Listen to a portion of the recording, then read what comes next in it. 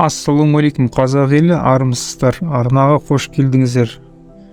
Қасиетті Рамазан айы баршаңызға қабыл болсын. Бүгінгі видеода мен сіздерге 3D визуализация жайында айтамын. Яғни бұл дегеніміз болашақта салынатын үйіңіздің 3D моделін сызып көз алдарыңызға елестететін боламыз. Ал сіздер арнаға тіркеліп лайк басып, қолдау көрсетіп комментарий жазып кетіңіздер. Үйіңізде компьютер болса, Google браузеріне кіріп, Planner 5D деп тереміз іздеу мәзірінде, яғни одан кейін planner5d.com сайтына кіреміз.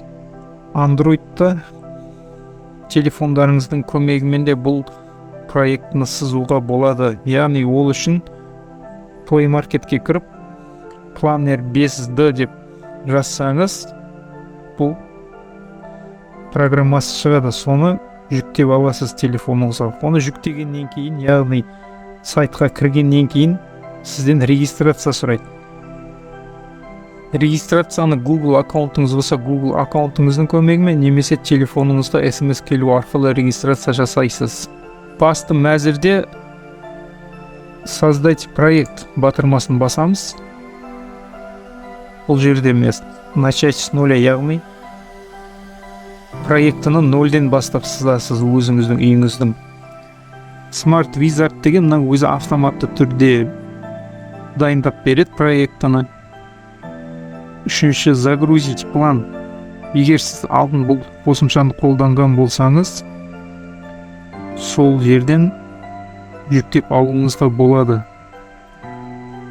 Шаблоны бұл да мысалдар келтірілген. Бұл жерде ішіне кірсеңіз, дайын проекттер тұрады, соны өзіңіз өзгертетін жерін өзгертіп, өзіңіздің ыңғайыңызбен қолдана аласыз. Мой проекті деген сызған барлық проектлеріңіз, сызбаларыңыз осының ішінде сақталып тұрады. Начать с нуляны басамыз.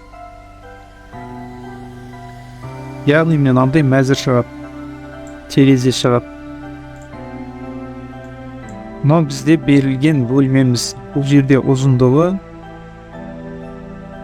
және ені барлығы көрсетіліп тұр. Ұзындығы 5 метр, ені 5 метр. Яғни созу үшін, өлшемдерін өзгерту үшін қабырғаны басамыз. Өлшемнің көмегімен жылыстықанда міне өзі созылады, яғни автоматты түрде өлшемдерінде көрсетіп тұрады.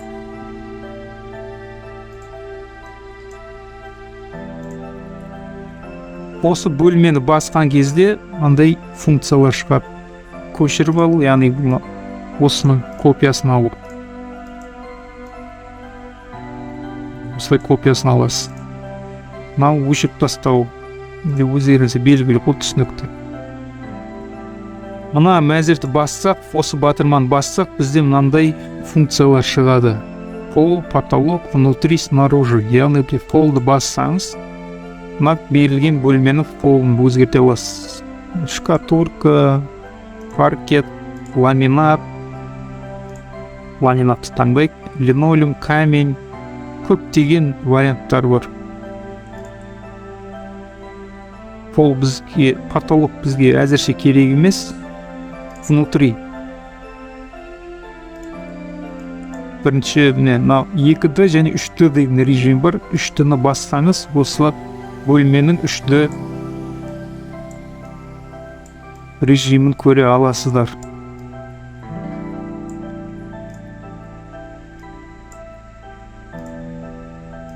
Үшті режимді тек көріп, елестетуге үшін ғана қолдансаңыз болады, ал негізгі сызбаның 2D режиммен сызасыздар. Там бөлмені басамыз, функцияны таңдаймыз, внутри. Яғни внутри бұл бөлменің ішкі жағындағы қабырғалары. Обой. Обойлардың түрлерін кестелген обой деп қоя аласыз. Бассаңыз, өзі автоматты түрде 4 қабырғаңызға осы обойды қойып береді. 3D режимді басамыз, міне жаңа таңдаған обойымыз дайын тұр. Енді мына жерде қосымша функциялар бар.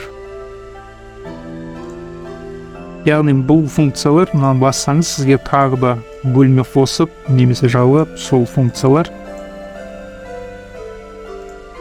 бұл әзірше бізге керек емес. Бұл жерде бәрі түсінікті деп ойлаймын. Екіншісі бұл терезелер, арка, есіктер. Біз есікті қоятын боламыз, есікті таңдаймыз. Межкомнатный, входные, стеклянный, входныйны таңдайық. Бұл жерде бізге тек демо версиясы болғандықтан екі түрлі есік берілген. Ал мыналар бұлар қосымша ақша төлеу арқылы бұл есіктерді аша аласыздар. Есікті таңдайық. Үстінен бір басқаннан кейін өзі есік терезеге келеді. Былай қабырғаға жақындатсаңыз өзі орнына тұра қалады. Егер бұны қоямын десеңіз, былай апарсаңыз өзі автоматты түрде орнына барады. Есікті басасыз. Есікті басқанда үстінен басып мына мәзірді бассаңыз есіктің ағашы көрдіңіздер ме достар, қандай қолайлы қосымша. Есіктің ағашы, кез келген ағашты таңдайсыз. Премиум версиясын сұрап тұр, яғни ақша төлеу керек. Жарайды, бұл маңызды емес, маңыздысы есіктің ашылу позицияларына, оңға, солға, ішке, сыртқа дегендей өзіңізге қалай ыңғайлы проектіңіз бойынша есіктің ашылуында белгілеп қойсаңыз болады.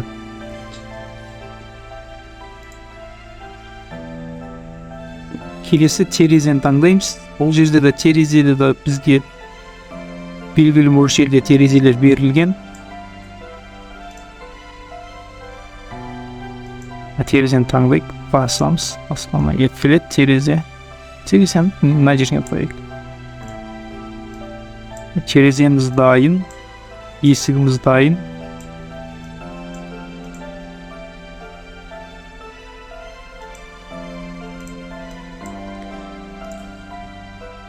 Одан кейін үшінші мәзірге барсаңыз, үйдің ішіндегі жиһаздар, мынаның бәрі үйдің ішіндегі жиһаздар. Мягкая мебель, диваны. Көрдіңіз бе, диванның да төрт түрлері бар. Прямой, угловые, П-образныйды басайық. П-образныйды тек бір диван қолдана алады екенбіз. Ортаға қойайық.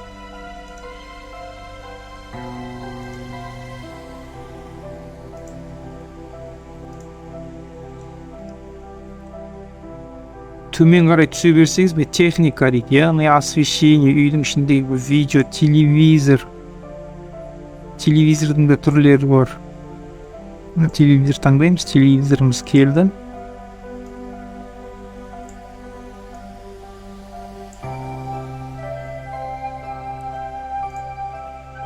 Бұл телевизорды басқаннан кейін көрдіңіздер ме? Ауада тұр. Яғни енді бұның астына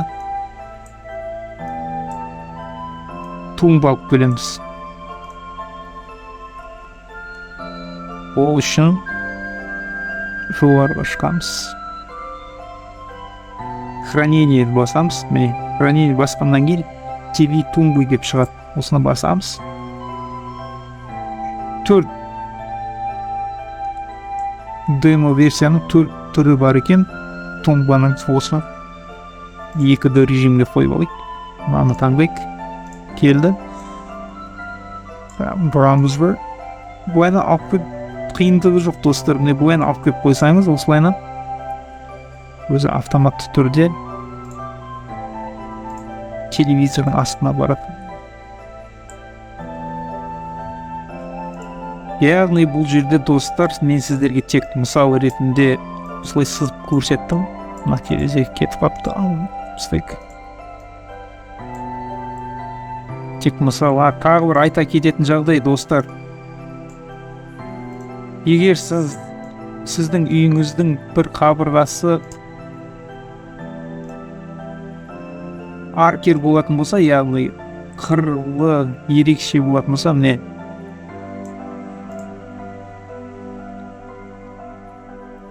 мына қабырға, өзіңізге керек қабырғаны басасыз. Басқаннан кейін добавить образды басасыз. Сол кезде сізге мынандай нүкте пайда болады. Осы нүктені алып вы соссаңыз, үйіңіздің қабырғасы осындай формаға келеді. Екінші жерден тағы да добавить точку дейсіз. Сол кезде нүкте пайда болады, мынандай нүкте. Сол нүктені басып былай соссаңыз, сондай аркер шығарсаңыз болады үйіңіздің бір қабырғасын. Яғни өте қолайлы, өте ыңғайлы, өте қарапайым программа. Ал енді мен сіздерге өзімнің болашақта үйімнің 3D моделін көрсетейін, визуализация жасаймыз. Осы мой проектпен басамыз. Яғни айта кететінім, жаңа сызған проектіңіз мына жерде автоматты түрде сақталып тұрады. Қорықпаңыздар, өшіп қалса бұл әр қимылыңызды автоматты түрде сақтап тұрады. Мысалы, телевизор қойдыңыз, сақтайды. Тумбаны қойдыңыз, өзі автоматты түрде сақтап тұрады. Сол үшін ешқандай пайымдаудың қажеті жоқ.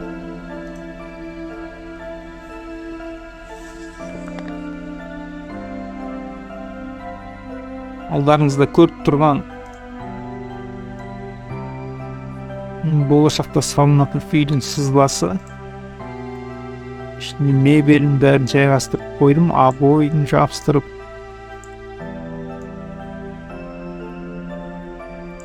Яғни мына жерде кіреберіс, шкафтар, мебель бәрі тұр. Санузел, мына жер холл. Мына жерден де лестница болады, баспалдақ жоғарыға екінші этажға шығатын, екінші қабатқа көтерілетін баспалдақ. Өкінішке орай ол қою үшін ақша төлеу керек. Мына жерде зал, кухня, мына жер зона жаркий дейді, яғни тамақ пісіретін жер. Ана кішкентай бөлме бұл котельный, яғни пеш тұратын жер. Достар, осылай айта кететін бір жайт, екінші қабатты қалай қосам дейсіздер. Егер сіздің үйіңіз екі қабатты үй болатын болса, мына жерде мой проектінің расында бір деген сан тұр. Осы бассаңыз, добавить новый этаж. Добавить новый этажды басасыз, сол кезде сізге мынандай терезе ашылып. Яғни мынау сызылған сызба, бұл сіздің бірінші этажыңыз. Яғни бірінші қабатыңыз. Үстінен былайнан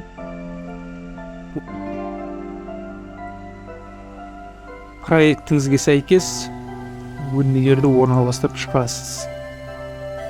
Сол мысалы ретінде сізге көрсетейін. Жаңа қойған екі бөлмеміз екінші қабатта тұр.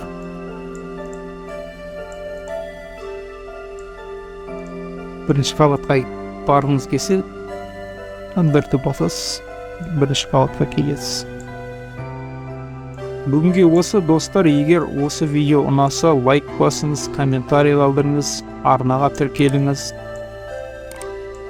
Достарыңызбен осы видеоны бөлісіңіз.